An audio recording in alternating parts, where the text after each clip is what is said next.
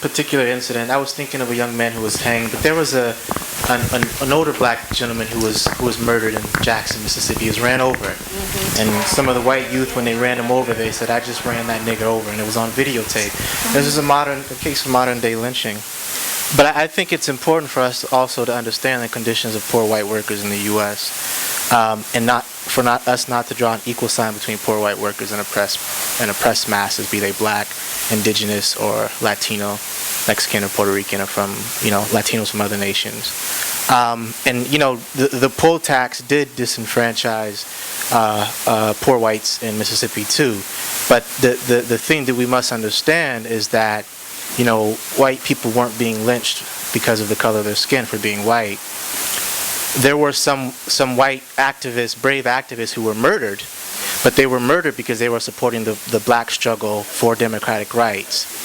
So we can't draw an equal sign between the oppression of poor white workers and their exploitation and of oppressed black masses. And it really, if we do that, then we fail to admit that how strong of a weapon racism actually is. Because it can get a poor, destitute white worker to think that he's in a better position than a poor, oppressed person because of the color of their skin. And that's how they're able to use racism, as well as some of the other devices they use in this society to divide us one against the other. But it's important for us to understand that because we have a history in the party of supporting of understanding the national question. But I also want to clarify, we don't know exactly what's going to happen in Jackson. And I agree with Comrade Holmes. We have to be prepared to defend what's happening there, because there is going to be a vicious attack launched against. He's going to have to fight at every level to implement,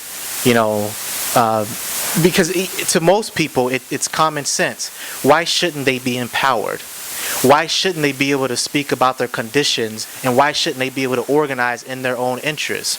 To deny the right of the People's Assembly to do that, it seems we talk about democracy, but the fact that you can elect somebody who doesn't fight or organize around your interests to a city council doesn't mean, it's a democracy. It's a dictatorship, really, of the richest, most advanced, wealthy people within this country.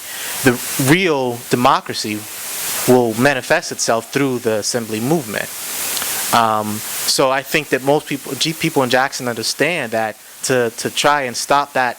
And when he talks about the assembly movement, he means expanding it beyond Jackson, expanding it through neighborhoods in Jackson, having neighborhood assemblies, and expanding it throughout Mississippi and throughout the South as a model for organizing.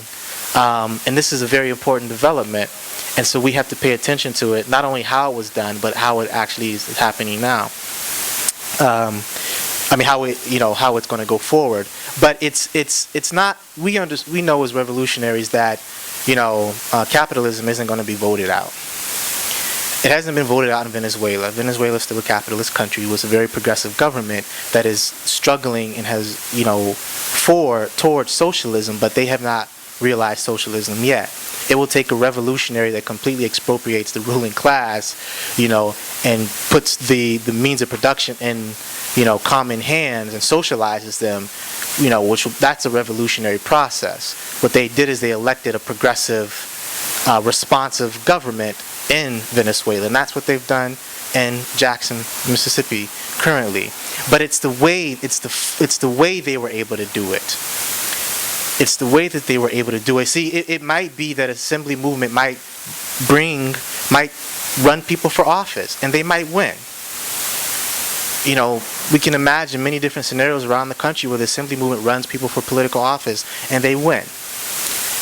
And they tries its best to implement a progressive political program in that area and mount a defensive struggle against the attacks on workers and people in a particular city. But it's the assembly itself and what we hope for it to be.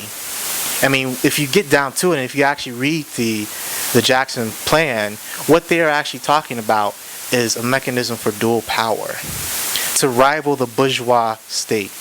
That's what they are talking about doing. That's what they hope it will actually grow into, and that's the thing that we hope to be able to expand. And that's why I ended the way that I ended, And we should not get confused. The concept of workers' assembly is not in competition with the concept of people's power assemblies. I think that we all understand that. They complement one another. And it is the destiny of workers to overturn the bourgeois capitalist system.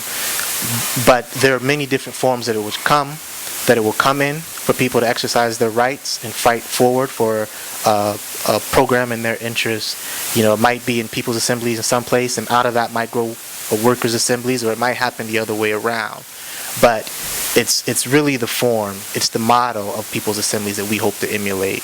And they have shown that through consistency, through patience in Jackson, Mississippi, that it can become a real power. And that's what we hope to build around the country.